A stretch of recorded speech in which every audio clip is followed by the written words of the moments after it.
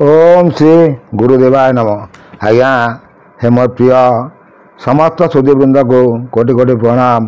गत अध्याय कही आसली चारि द्वार विषय जे पूर्व द्वार पश्चिम द्वार को गोटे सुजान सर्प से तैयारी कर रखिले, गोटे देवनाथन वृक्ष से रखिले, आ गोटे दैत्यदान राक्षस रखिले, आ गोटे शिवस्थ कर्ण रखिले।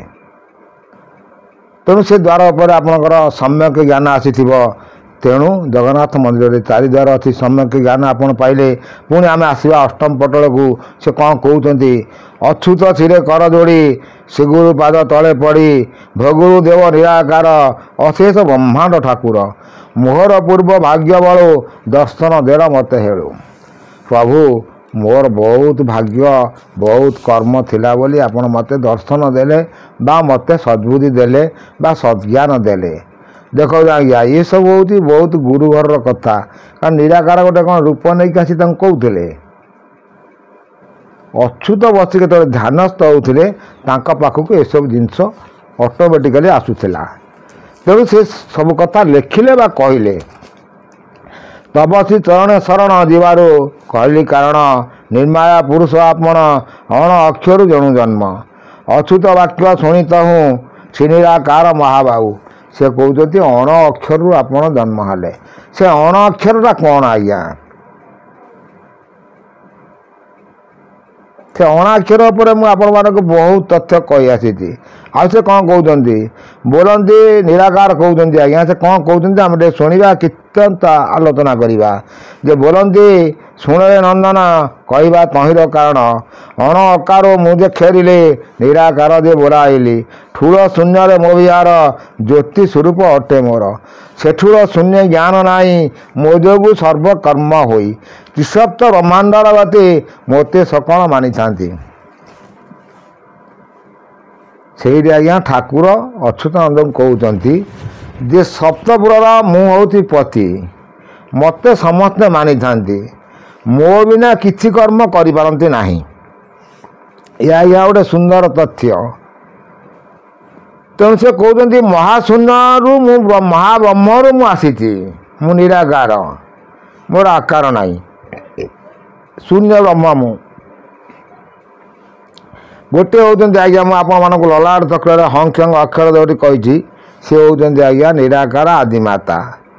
से मैंने पुणी ओं भजन को चिंता करुँच मोर ये अक्षर बसाई सब बुझे आसी ओं को जपुंट ओं पुणी कौन कौच गायत्री आप बसई बसई आसवे आप देखिए ओं भूर भुव स्व तस्र वितु वर्णन वर्ग देवस्य धीमहि जीवन पथ देवात हूँ आप ज्योति रसमत ब्रह्मा बहु छाड़ू जाप आप सब पढ़ी तारू आसव सी ओटा पुणी सी भी जप कर चिंता करुच्ची सी जो बिंदु क्षरीला तीनोटी अक्षर से ताकू ही चिंता करुचे। बहुत सुंदर सुंदर तथ्य अच्छे आज्ञा साधिया तो गले बहुत साधि पारे आपण शिक्षा आज्ञा जीवन सारा पढ़ी आप शिखिपारे। तेणु आउ से कौन कहते आम देखा साढ़े सब आलोचना कले बहुत कथा असुविधा आसो। त्रिसप्त ब्रह्मांडर गति पति मोते सकले मानी थांती चारि जुगरे रूप मोर एक ही प्रकार कुमार ज्योति पुरुष बोलाइले अरूपे गहरा रहिले रचना रूप मुहटई अरूपे भेट हेब कहीं जेणु मोहर रूप अच्छी प्रकृति कल्पना लगी मुनिराकार ब्रह्म करी अंगे पुरुष अंगे स्त्री। से आज्ञा से कहले जे अरूपरे मु किंतु मु रूपरे आसी आ मो रूपरे ही पूजा पाऊँ। आपण मैंने जोटिक जातु जो मंदिर को जातु सबू देवादेवी कर मूर्ति अच्छी से कथा कहते ना देहरे से ब्रह्मशक्ति आसी पहुँचती से कहते मु हूँ अंगे पुरुष अंगे स्त्री। तेणु सी होती गोटे शक्ति स्वरूप आम अंदाज करवा। आउ से कौन कहते बामांग अटे स्त्री रूप डाण पुरुष स्वरूप तहिरु कल्पना खेला नाद बिंदुरु जन्म है तेणु से कल्पना भुवन तेणु मो ना तेणु से नुहे ब्रह्मज्ञान। तेणु ये बड़ सुंदर सुंदर विषय से आगुरी कहते मुनिराकार ब्रह्म ହରି ଅଙ୍ଗେ ପୁରୁଷ ଅଙ୍ଗେ ସ୍ତ୍ରୀ। ମାମାଙ୍ଗ ଅଟେ ସ୍ତ୍ରୀ ରୂପ ଡାହାଣେ ପୁରୁଷ ସ୍ୱରୂପ।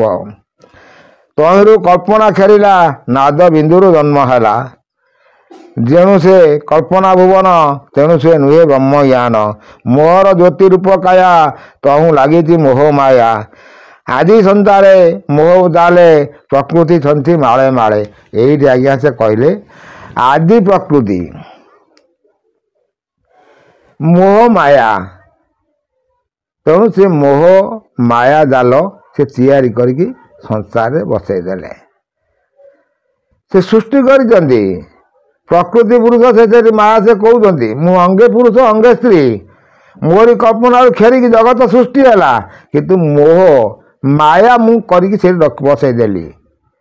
ଯେତେବେଳେ ଗୋଟିଏ ପିଲା ଜନ୍ମ ହେଇକି ମା ଗର୍ଭରୁ ସେ ଆସିକି ଭୂତଳରେ ପତିତ ହେଉଛି ସେତେବେଳେ ସେ କୁଆଁ କୁଆଁ ଡାବ କରୁଛି। କିନ୍ତୁ ମା ଗର୍ଭରେ ଥିଲାବେଳେ ସେ ଚିନ୍ତା କରିଥିଲା ସେଇ ବ୍ରହ୍ମପୁରୁଷକୁ, କିନ୍ତୁ କ୍ଷର ହେଲା ପରେ ଆଉ ନାହିଁ, ମାୟା ପଟରେ ସେ ପଡ଼ିଗଲା। ତେଣୁ ବହୁତ ସୁନ୍ଦର ସୁନ୍ଦର ତଥ୍ୟ ଆପଣମାନେ ଶୁଣୁଛନ୍ତି ମୋର ଏଇ ଚ୍ୟାନେଲ ମାଧ୍ୟମରେ। ଯଦି ଆସିବେ ବହୁତ ଜ୍ଞାନ ପାଇବେ। ଆଉ ସେ କ'ଣ କହୁଛନ୍ତି ଆମେ ଅଧ୍ୟାୟକୁ ଅଧ୍ୟାୟ ବୁଝିଯିବା। ନେକ୍ସଟ ଅଧ୍ୟାୟରେ କ'ଣ କହୁଛନ୍ତି ମୁଁ ଆପଣମାନଙ୍କୁ କହିଦେବି।